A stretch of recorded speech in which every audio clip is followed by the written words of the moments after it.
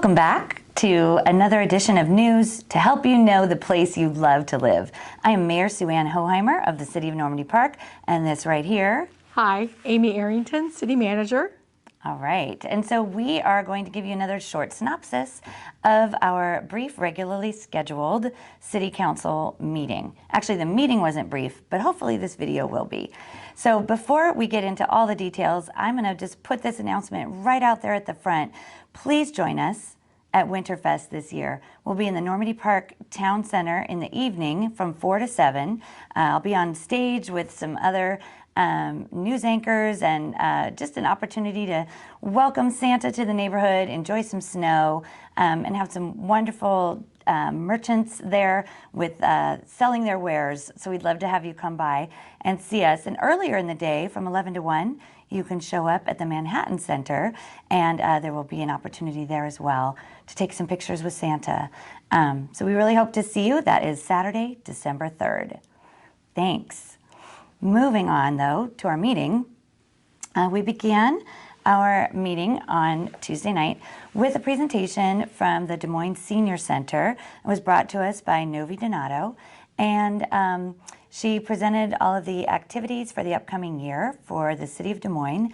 And the reason that is important to us in Normandy Park is because we have an arrangement with the City of Des Moines that seniors from our city can join in on all those activities. And so they put together a very interesting slate of events for 2023, and you can look forward to hearing some more information in the coming weeks about how you can participate in those activities as a senior resident of the City of Normandy Park. Did I get that? You did. We hope you engage and take part of some of the exciting activities coming in 2023. Great. Next, we did just our basic consent agenda item, but I wanted to point out that we have removed the state of emergency. One of the first inactions as mayor that I had was to invoke a state of emergency, and so these few years later, here we are finally getting to remove that state of emergency. So just have that be so noted. We moved on from there to a report of the officers, and the thing I want to highlight there is that the communications team is about ready to put out a survey to the entire city, and we are really hoping that you will take a few minutes to fill that survey out, because it's really about having us as a council get more information from you, the residents, about why you voted the way you did for our Civic Center. So that motion did not pass, and we're just really curious to know what you would like to see done instead. And part of that has to do with why you voted the way you did. And so we're really hoping to kind of drill down. We left a few segments on that survey for you to fill in some comments and just really let us know. We're trying to build the city that you want for your future, and in order to do that, we've got to have your feedback. So please be on the lookout for those surveys. They will come in several different formats, and we really encourage you to participate and tell your friends to participate as well. Thanks for that. And I'll just jump in real quick. It's designed to be a very simple and easy survey. We know you're all very busy, so when you get a chance to take it, it shouldn't take you more than a few minutes to fill out, but will be very helpful, as the mayor mentioned. Great. The new business portion of our meeting involved three main topics. I'm kind of going to lump them together right now for you. We discussed the stormwater rates that we will be using going into the 2023-24 season. We also discussed our budget for that same time period. And then we discussed the levy lid lift ordinance that you all voted in 2021 that will be kicking in now in 2023. And so we discussed the rates for that. Together as a whole, what we saw from the council regarding all three of those topics is that the council is really pleased with the outlook financially for our city for this 2023-2024 season. We are enthusiastic about the fact that we will be in a good financial situation. We'll be paying off some debt that we've had for a long time. We'll be using that debt service money in other wonderful ways. We'll be starting a building fund for the very first time in the life of our city. And there's just a lot that we're very pleased about. Your taxes will be going up a bit. But we will be getting some wonderful things for that increase, as well as being able to maintain our general budget. We'll be adding a police position. We will also be adding a position to our Public Works Department that will be really helpful.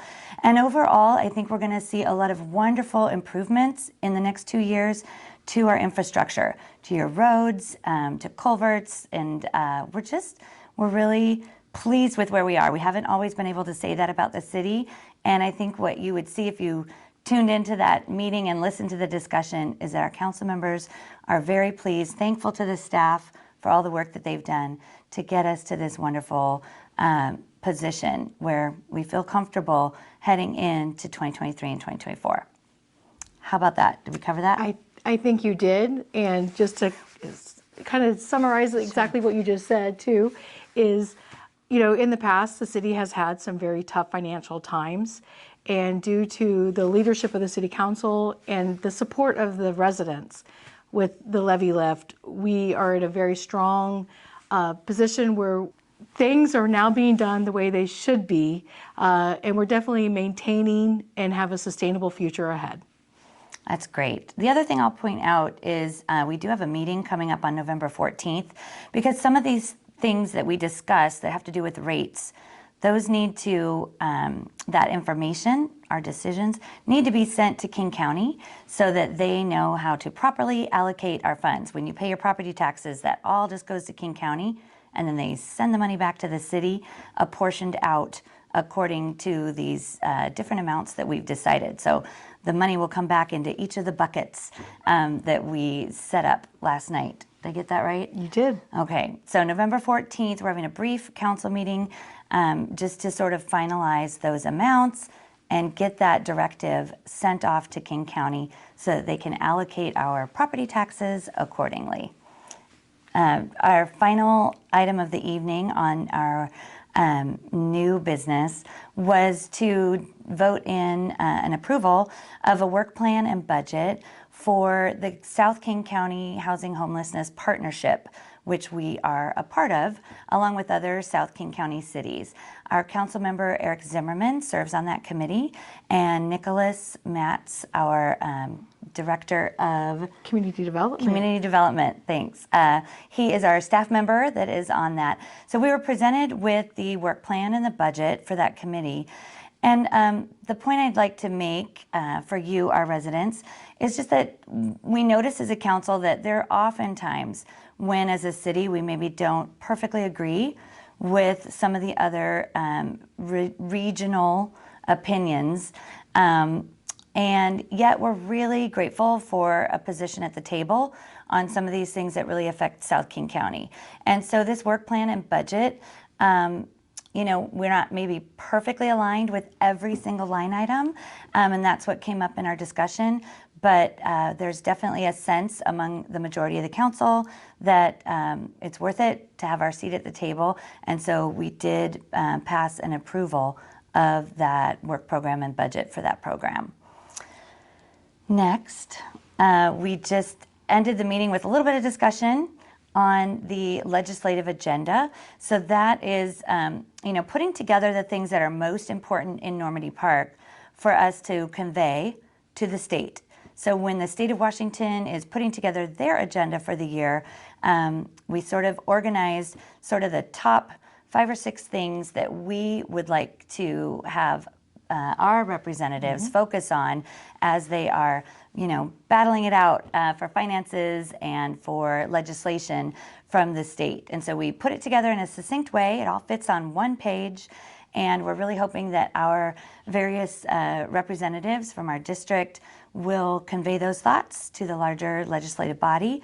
And we're hoping to see some significant action taken that we here in Normandy Park find important. So the 2 items we added are, number 1, we really wanted to emphasize something along the environmental lines.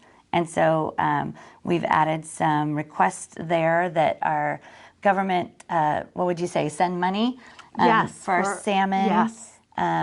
salmon protection, salmon work. We've got some work on culverts that we need to do, and we're really looking for the state to send some funding for that because it is such an integral part of the state of Washington's salmon habitat that starts right here in Normandy Park. So we're looking for some funding on that. And we are also looking for some funding from the state to help us with First Avenue, otherwise known as State Route 509. And eventually that will be turned over to our care here in Normandy Park. And so we're really hoping that this is the year that the state does some great work to upgrade First Avenue so that they can hand it off to us sometime in the future in a very healthy way where we don't have a whole lot of catch-up work to do there. Did I get that? You did, and we'll be officially approving that at the December meeting. Great. So I think that pretty much covers it. Thank you for tuning in to this. I really hope that if you listen to this whole video, that you will take the information that you've heard and help us get the word out. Encourage others to just stay informed about the place they love to live and share the information that you've heard. We'll see you at Winterfest, and other than that, we'll see you around the park. Thanks again.